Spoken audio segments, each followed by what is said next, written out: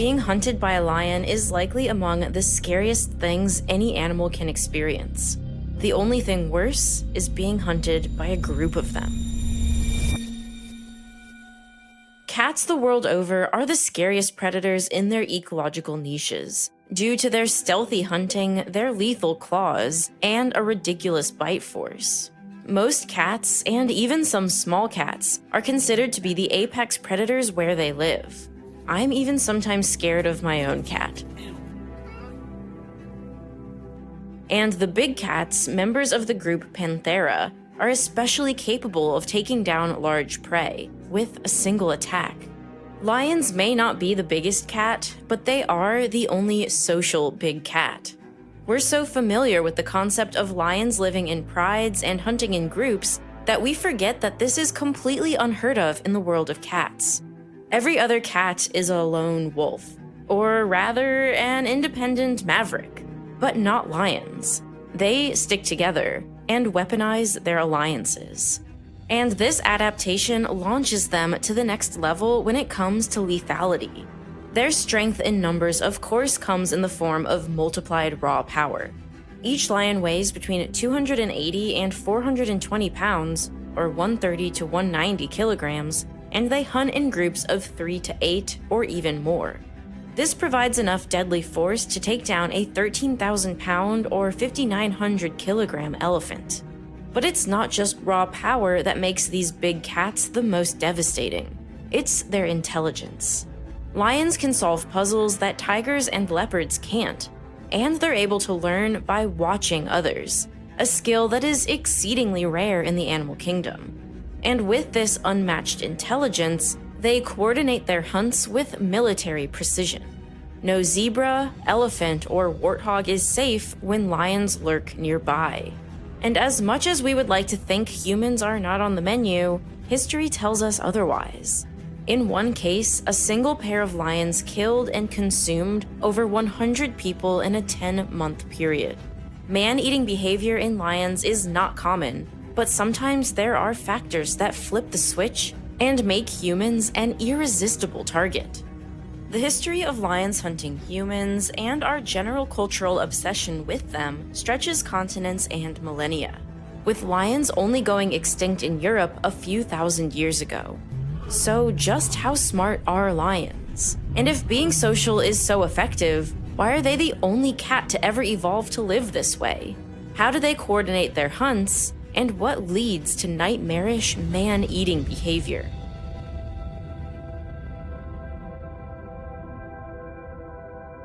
The lion, or Panthera leo, is a large cat of the genus Panthera, currently native to sub-Saharan Africa and a tiny part of India. But their historical range was much, much wider. Recent fossil discoveries make scientists now think it extended into parts of Europe, from Greece all the way up to Hungary and even Ukraine, perhaps until as recently as 300 BC. There, they would have eaten things like wild boar, deer, livestock, and even people. Today, the Panthera genus of cats includes 5 living species: the tiger, lion, jaguar, leopard, and snow leopard, and 2 extinct species, the American lion and the cave lion. The cave lion may have been the largest big cat to have ever existed. They were nearly 4 feet tall at the shoulder, and from the tip of their nose to the end of their back, excluding their tail, they were nearly 7 feet, or 2.1 meters long. These lions lived all over Eurasia, and cave paintings in France dating back 17,000 years clearly show humans were thinking about, and were probably worried about, these giant maneless cave lions. American lions evolved from cave lions that crossed the Bering Land Bridge into North America, and were also bigger than modern lions. Cave lions went extinct around 14,000 years ago, and American lions went extinct around 10,000 years ago. Today, modern lions are the second biggest of the big cats after tigers. And while you might guess that the Panthera genus is defined by their size, since all of these big cats are enormous, that's not quite the case. Cougars, or mountain lions, or pumas, whatever you want to call them, are often bigger than leopards, and cheetahs are often bigger than snow leopards. But cougars and cheetahs are not in the Panthera group, despite being objectively big cats. What actually defines cats in the Panthera genus is their ability to roar. All Panthera species have a partially flexible hyoid bone, whereas other cats have completely rigid hyoid bones. This, along with larger vocal folds, allows the big cats to roar. Much to their dismay, the other cats can't roar like this. But there is one exception to this roaring rule. Snow leopards actually can't roar even though they are in the Panthera genus and have a flexible hyoid. Scientists still classify them as Panthera because they're more closely related to the other roaring cats. It's likely they lost the ability to roar due to the lack of other necessary vocal cord adaptations. And of all of the big cats, the lion has the loudest roar. It can reach 114 decibels, which is just below where it starts to hurt your ears for humans, and can be heard 5 miles or 8 kilometers away. Roars are loud, low-pitched vocalizations which can last up to a minute. They start with soft introductory moans, then a series of full-throated roars, and then a final sequence of grunts. In a group of lions, roaring together strengthens social bonds. And even from a great distance, lions can identify the sex and even individual identity of a roaring lion. But male lions roar largely to establish and defend their territory, warning off other lions that this area is theirs. And this roar, paired with the lion's mane, is truly iconic. The conspicuous golden crown gives them an aura of royalty and power that humanity has been obsessed with for thousands of years. But what is the purpose of a mane really? The famous features of other big cats, like a tiger's stripes, are meant to camouflage it. A lion's mane, on the other hand, is striking, salient. It wants to be seen. For a long time, scientists like Charles Darwin believed that the mane was likely there to protect the lion's neck from a rival lion's teeth and claws. But scientists more recently studied male lion aggression and found that when they fight, they mostly target each other's legs and hips. Plus, when a male lion gets sick or injured, his mane has a tendency to fall out, which would render him completely vulnerable to death if the mane was indeed a shield. Scientists realized that instead, the mane serves as a visual display to avoid fights altogether. A darker, bigger mane indicates to other males that they are well fed and have a ton of testosterone. Plus, the lady lions think it looks really cool too, and choose to mate with males with bigger manes. But these manes come at a cost. Having a dark, huge mane like this is like wearing a heavy winter coat on the African savanna, where temperatures can soar. It's such a heavy, hot burden that male lions with big manes sometimes stop eating in the hotter months, since large meals increase heat load. Even on the savanna, you pay the price for fashion sometimes. Because of the sweltering heat of the savanna, lions sleep a lot during the day to conserve energy, lounging in the shade as much as possible. It's at night when a pride of lions really comes alive. Lions do most of their hunting cloaked in darkness. This is possible because of their incredible night vision. Lions have a 25-to-1 ratio of rod cells to cone cells. Humans have a ratio of just 4-to-1. Rods are used to detect contrast and movement, and nocturnal animals have an abundance of them, whereas cones discern detail but require a well-lit environment. Lion eyes are also characterized by the tapetum lucidum. This is a reflective layer of cells behind the retina, which acts as a mirror and gives the rod cells a second chance to absorb light waves. And when subjected to bright light, the oval pupils of a lion contract to a pinpoint, rather than a slit like in smaller cats. Whereas vertical slitted eyes are better for smaller, usually nocturnal predators to ambush their prey, circular pupils are better for actively chasing down prey. And while it's clear that lions need a ton of brute strength to take down large prey, there's something else required for them to hunt successfully: explosive acceleration. A single lion hunts by first stalking its prey, often hiding in tall grass. While nighttime is preferred for hunting, lions will still hunt in the day if the opportunity arises. Then, as the lion closes in on its prey, it launches the ultimate attack, quickly accelerating from 0 to 50 miles per hour or 80 kilometers per hour, and sometimes leaping as far as 36 feet or 11 meters. The lion quickly closes in on its prey. To achieve such acceleration requires muscle fibers that can generate enormous amounts of force in very little time. Researchers investigated these muscle fibers and found that most lion muscle appeared white in color with very little red coloration. This indicates that the muscle contains a large proportion of fast twitch fibers. And more specifically, they found that lion muscle tissue is composed predominantly of type 2X fibers. Type 2X are the fastest type of fast twitch muscle fibers in the animal kingdom, and are abundant in lions, cheetahs, and caracals. Humans have a very small percentage of type 2X muscle fibers, around 5% or less of our total muscle fibers. Lions have between 50 and 80% of these types of fibers. Humans have other fast twitch muscle fibers as well, but these are mostly type 2A fibers, which don't contract nearly as fast. And interestingly, lions and zebras seem to be locked in an evolutionary arms race of speed and acceleration. The speed and acceleration capabilities of both animals are remarkably similar, but the lion comes out just a little bit on top. The predator needs to be more athletic than its prey to have any hope of a viable success rate. Once the lion makes contact with its prey, its teeth and claws pierce through its flesh. A lion has 30 teeth. Its 4 enormous canines are used to hold its prey, kill it, and tear it apart. 4 cheek teeth called carnassial teeth are used for cutting through tough skin and tendons.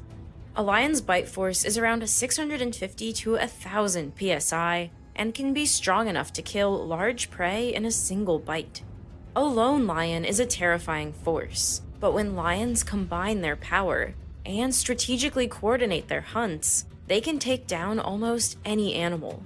Female lions do almost all of the hunting in groups of lions, and despite having no social hierarchy, their hunts are sometimes masterfully organized. But before we get too excited, it's important to note that cooperation in hunting shows up in many ways across the animal kingdom, and sometimes it seems like it happens almost on accident.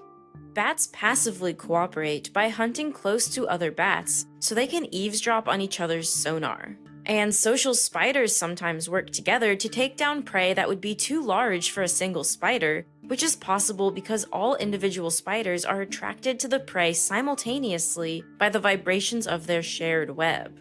So how can scientists be sure that the lions are actually being strategic in their hunts and not just ganging up on nearby prey at the same time?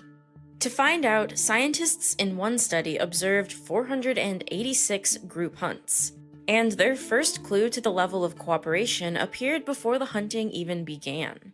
When a lioness spotted a prey animal, she would look at the prey, then look back at her peers to begin to get their attention. Then she would use grunts or body language until all nearby lionesses were looking in the direction of the prey. This shows an awareness that she wants and probably needs help. And then scientists witnessed something extraordinary. They noticed that lionesses don't just all mob the prey animal, running at it all together. Instead, they hunt in specific formations, where each lioness has a specific role.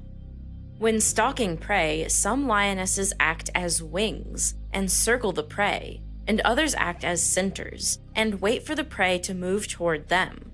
The lionesses that occupy the wing roles are the ones that initiate an attack on the prey, while the lionesses in the center roles don't move very much, and instead wait and capture the prey as it runs away from the other lionesses right towards them.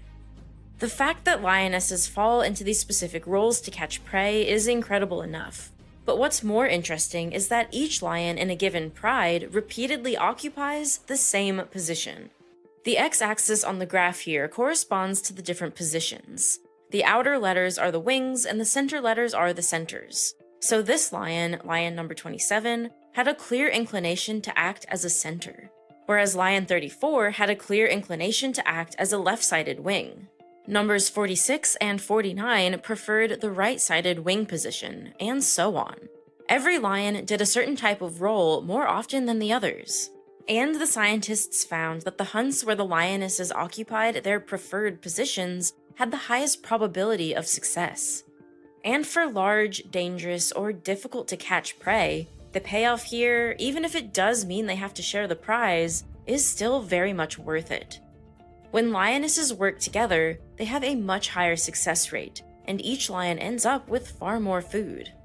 When a single lioness chases and hunts a fleet-footed prey like a springbok, she has a success rate of just 2.3%, whereas cooperative hunts have a high success rate of up to 30%, which increases with hunting group size. But how do the lions know which positions to take? How do they know which role suits them best? Some of this self-sorting might come down to size and age. Center lionesses seem to be somewhat older, heavier, and larger than wings. Their size and experience may make them more capable of being the ones to ultimately take down the prey. But there is still some debate about whether the lions are consciously making these decisions. I don't know if scientists have been able to, or could ever prove, what level of planning and self-awareness each lioness has of her own strengths and weaknesses. Dr. Craig Packer, professor at the University of Minnesota and director of the Lion Research Center, has a different take on lion group hunting. He thinks highly coordinated group hunting behavior could be heavily influenced by what prey is being targeted and where it's happening. In that particular study in Namibia, the prey always seemed to be the same species, and they were hunting springbok, which is a very fast-footed, fairly small prey. And the thing about that is that if it's a small prey, you need to catch a lot of them over and over and over again. And it was in fairly open habitat, and so the landscape was fairly similar from one hunt to the next. And so I can imagine that those are circumstances that would allow them to behave in a fairly stereotypical way. Right, time to hunt again. I go to the left. That's just what I do. So in a sense, they get a chance to practice a lot and find out what works best. But in other situations, Dr. Packer has observed totally different behavior. Lions don't necessarily coordinate their hunts when the prey or the terrain is variable. And sometimes they don't hunt together at all.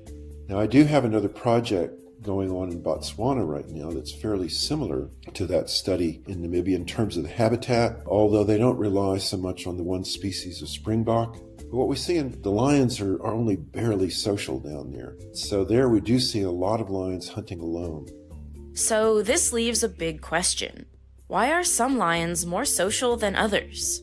And in fact, why are some lions social at all, when no other cat on Earth lives and hunts in social groups?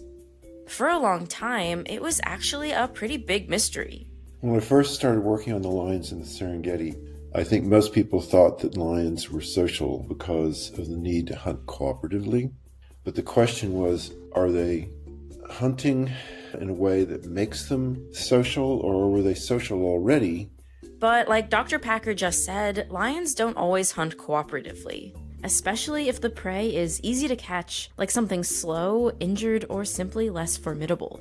So for this reason, Dr. Packer and his team don't think hunting is the evolutionary reason behind lion sociality. Next on the list of reasons for why lion sociality evolved could be the fact that females of the pride raise their cubs together in what is called a creche. Is that something that has led to their sociality, the advantages of raising cubs together, or is it that they're already together and so therefore they can pull their cubs? So cub rearing in lions can be quite striking in that you can watch a cub and it will nurse from one female and then wander over to another female and then nurse from that female as well. But then it turns out that the cubs are basically parasitizing the other mothers. It's mostly a matter of cubs waiting till the females have fallen asleep and then sneaking over and nursing from them when they're not paying much attention. And so that's not a huge advantage.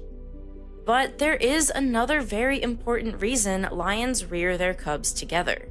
Now, the other thing that we see about that cub rearing is that the females actually are not together in order to nurse each other's young, so much as they are together to protect their cubs against incursions by outside males who will kill the unweaned cubs and the dependent cubs so as to replace those step cubs with their biological offspring.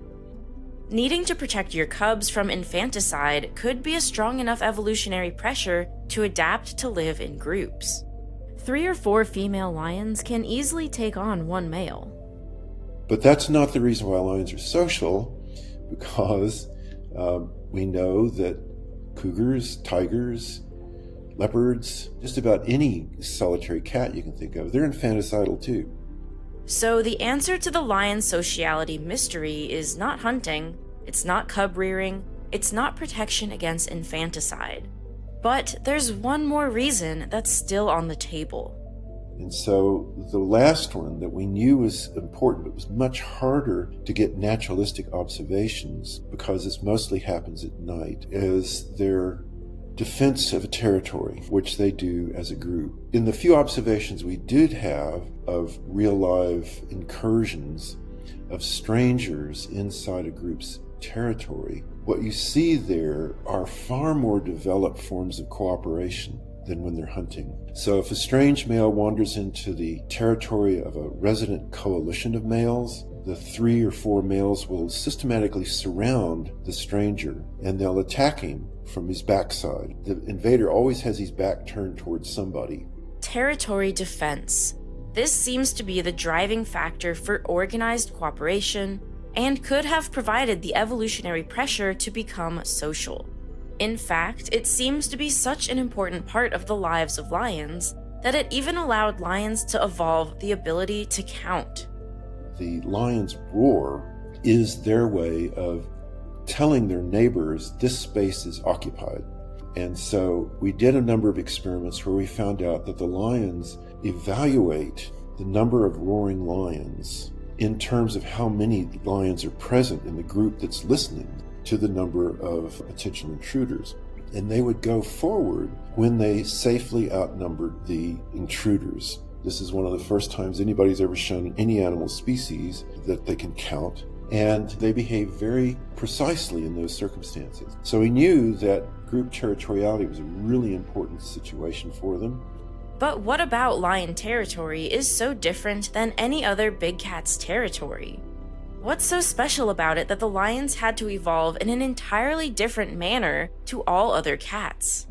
So if you think about the landscape, just about anywhere you are, you've got riverbeds, you've got rocky outcrops, you've got patches of forest or whatever. And if you look at the landscape for the lion, compare that to the habitats that other cat species live in, it's far more uneven. There's certain spots on that landscape where the lions live that are really super valuable. And so you have this wide expanse of plains in the savanna, and you have relatively few sources of water, particularly along riverbeds. These stretches are the most valued places because these are where the lions can get a drink. These are the areas where the prey also come to drink. And there's certain spots, too, where the prey are easier to catch and where the prey are more reliably going to come. And so you've got food, you've got water, and this is also the places where you've got trees, and so there's shelter, so they can hide their cubs. And so you have these small patches of highly desirable real estate that can be controlled by a group.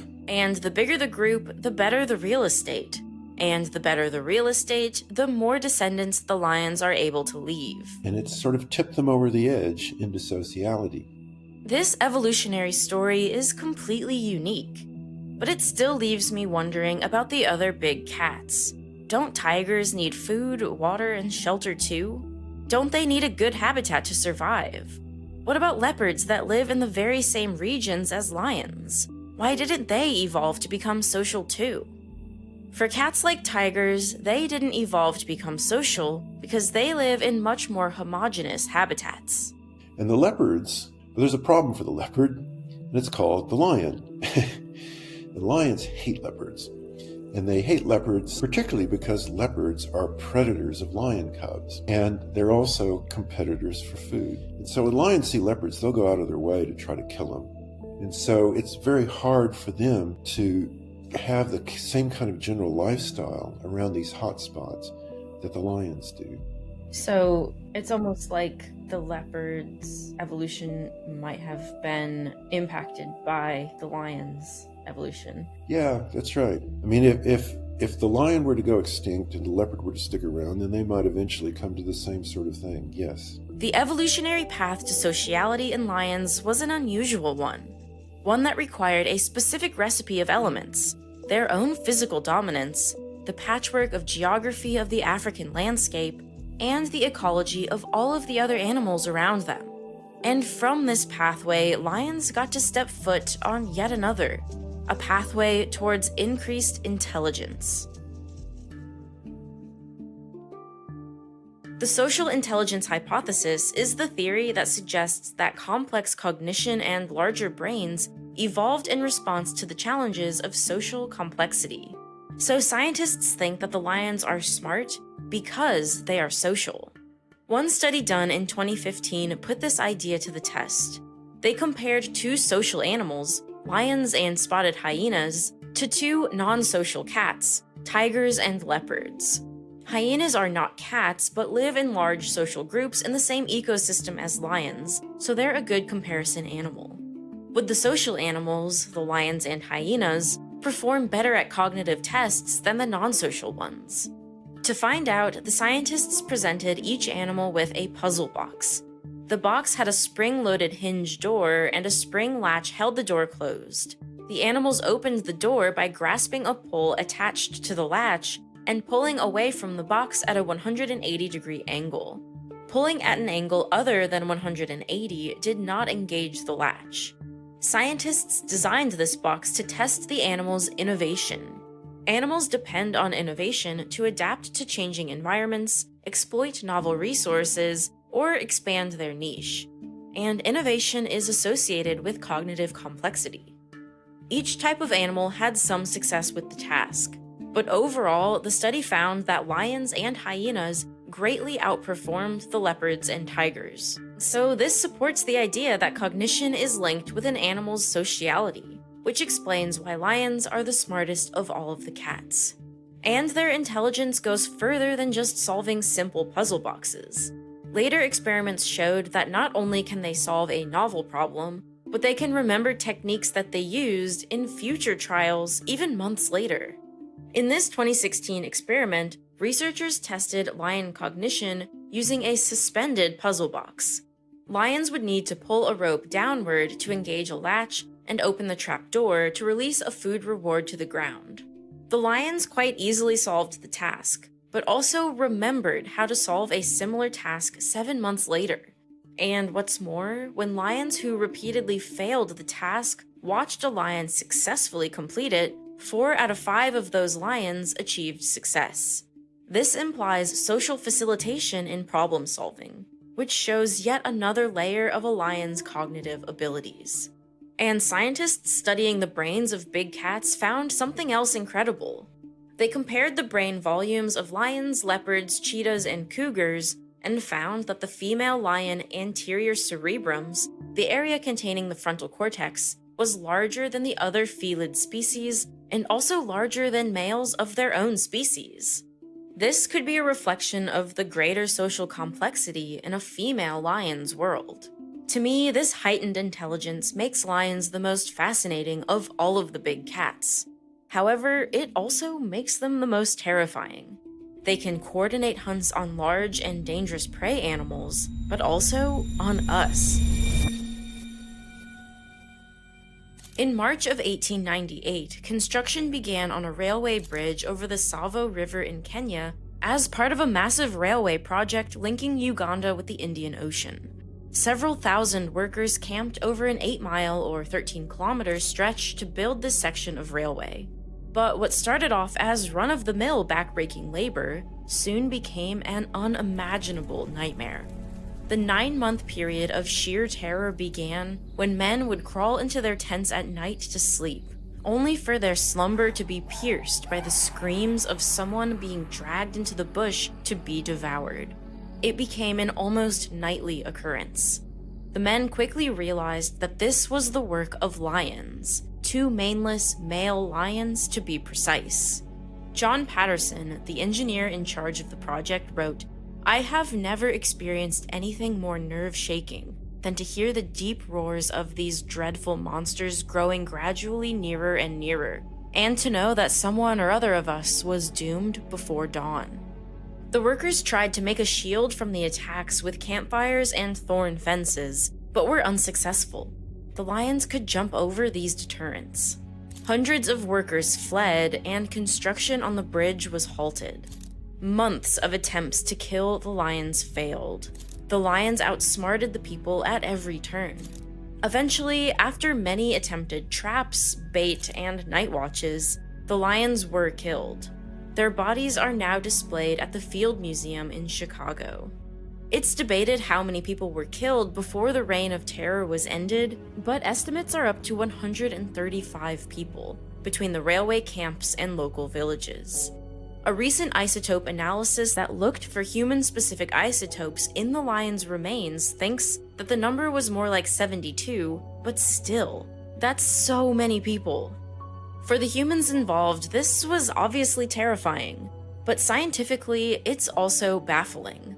Lions don't often prey on humans, not because we're better than zebras or something, but because we're a high-risk, low-yield food. But sometimes there's a perfect storm of conditions that tips the needle that puts humans on the menu. And virtually all of the recognized conditions for man-eating outbreaks to occur were in effect at Tsavo in the 1890s. The first predictor of man-eating behavior is a lack of other suitable prey. The area was in the middle of a 2-year drought, which was reducing local wildlife populations.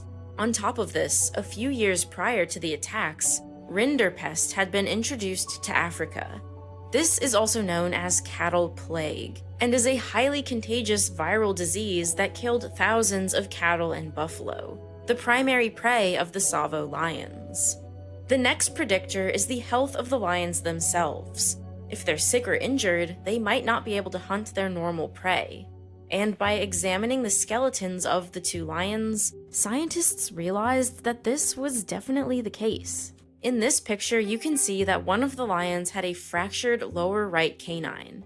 And in this picture, you can see the other lion's fractured upper left carnassial with a double pulp exposure.